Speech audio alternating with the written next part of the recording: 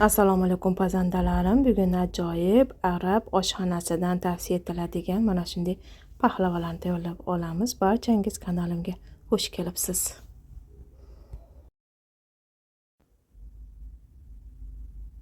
Kuxnamizda ishimizni bismillahirrohmanirrohim kalimasi bilan boshlab, idishimizga bir dona tuxum, bir choy qoshida to'la qilib tuz va bir choy qoshida razrohlidir va oddiygina sariyog' yoki bo'lmasa margarin eritilganini solamiz.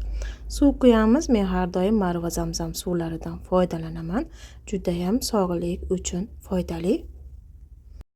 Retseptimiz uchun ketgan mahsulotlarning barchasini opisiya bo'limida qoldiraman. Sarlavhani bosib, kirib, o'rganib, bilib olishingiz mumkin.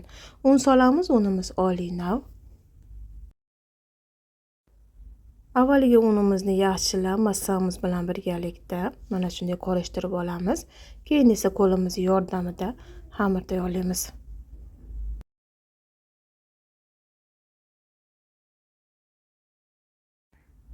O'zbek Qaynona TV kanali xizmatingizda barchangizni ushbu kanalda xush ko'rdim va bizni kuzatib turganingiz uchun hammangizdan minnatdorman.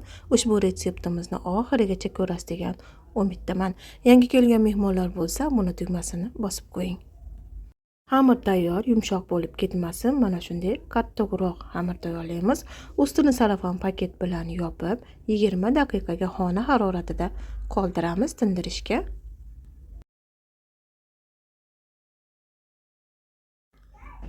Oradan vaqt o'tdi. Xamirni ikki bo'lakka bo'lib, mana shunday kichikroq qilib ikkita zuvolacha tayyorlab olamiz. Zuvolalar bundan katta bo'lib ketmasin. Mana shu kichkina piyolachalik razmerda bo'ladi.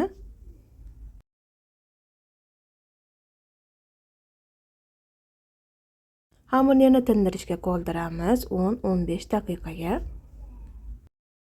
Biz esa olovni past qilib yoqib, qozonni qo'yib, unga yog'imizni quyib olamiz.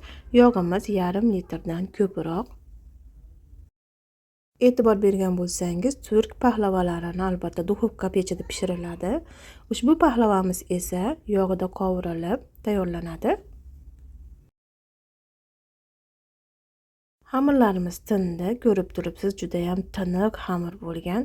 Juda ham pisochniy bo'lib chiqadi. Albatta tayyorlab ko'rasiz. Xamirni uxlov yordamida yoyib olamiz. Xamir yoyish stilini barcha bekajonlarimiz biladi. Shuning uchun uzoq vaqt ko'rsatmadim. Xuddi shu ko'rinishda bo'ladi. Juda ham yuvqa bo'lib ketmasin. Ushbu retseptimizni arabistonlik food bloger tayyorlagan edi. Undan o'rganib sizlarga taqdim etyapman. Yoyilgan xamirni ustiga un sepamiz. Yog' emas, faqat un sepamiz.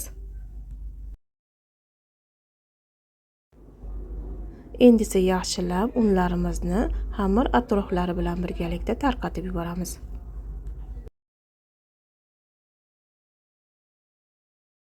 Quruq xamirimizni o'rab chiqamiz. Retseptlarimiz sizga ma'qul kelgan bo'lsa, albatta izohlar orqali o'z fikrlaringizni qoldirasiz degan umiddaman.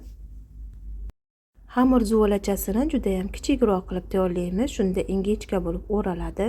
Agar kattaroq zuvolacha bo'ladigan bo'lsa, tayyorlaganimizda katta bo'lib kengayib ketadi. Mana shu suratda tayyorlaysiz. Xamirimizni xuddi shu uslubda qirqib chiqamiz.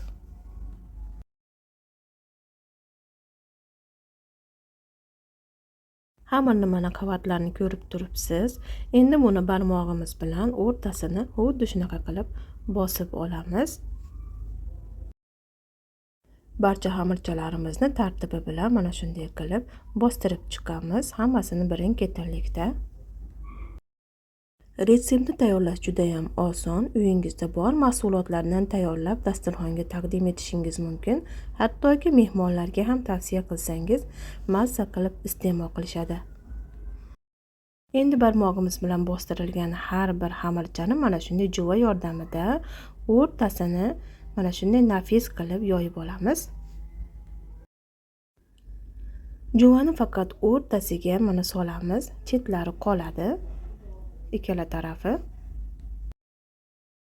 Bitta xamirni yoyib ko'rsatdim, ikkinchisini esa yoyib tayyorlab turishadi. Men esa mana shunday yoqqa solib barchasini pishirib sizlarga hozir ko'rsatib beraman.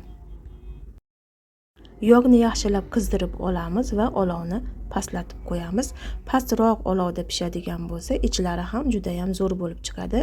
Agar olov baland bo'lsa, tayyorlayotgan retseptimiz mana shunday qizarib, tezda ustilari pishib, ichlari xom bo'lib qolishi mumkin. Xamirlarimiz yoqqa tushgandan so'ng taxminan 7-8 daqiqa davomida past olovda pishadi.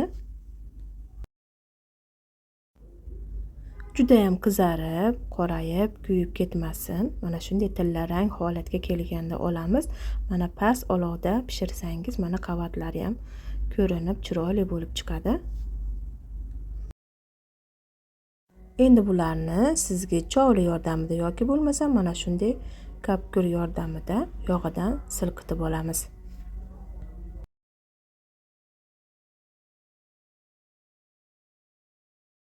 Bu birinchi xamirim edi. Ikkinchi xamirni ham tayyorlab qo'ydik.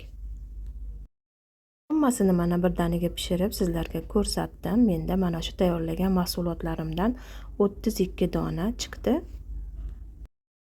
Endi bizga asal kerak bo'ladi. Bir piyola menda quyuqqina asal bor edi. Unga qaynoqqina suvni quyib, asalni suyultirib oldim.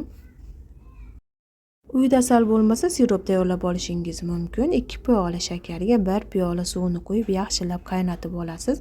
Shunda quyuqqina sirop bo'ladi. Sirop issiq bo'lsa, juda ham yaxshi. Pahlavalarning ichiga siroplar o'tib, juda ham mazali bo'lib qoladi. Mendagi hozir asal ham issiqqina, shuning uchun mana hammasini solib belab olaman. Asalga solganimizdan so'ng tayyorlagan pahlavalarimiz mana shunday kamida 5 daqiqa turishi kerak. Va tayyorlagan siropimiz mana shu pahlavalarni ko'mib tursa juda ham yaxshi bo'ladi. Siropga to'yingandan so'ng har birini mana bitta-bitta olib alohida idishga terib olamiz. Pahlavalarimiz tayyor. Barchangizga yoqimli ishtaha tilab ko'raman. Bunisini umuman yeb ko'rmagansiz albatta. Bugunni o'zidayoq tayyorlab ko'rasiz. Ustiga esa ko'rinadigan joylariga mana shunday qilib fistashkadan sepib qo'ydim. Menda ozginagina qolgan ekan. Fistashkalarni pishiriqlar sotiladigan mahsulotlar rastalaridan topsangiz bo'ladi. Juda ham qimmat emas. Sizlarga retseptlarni taqdim etishda davom etaman. Buning uchun albatta siz menga obuna bo'lib qo'ygan bo'lishingiz kerak. Barcha retseptlarimni olib uyingizga mehmonga boraman. Siz esa beminnat foydalanasiz. To'g'risini aytsam, o'zim ham bunchalik mazali bo'ladi deb o'ylamagandim.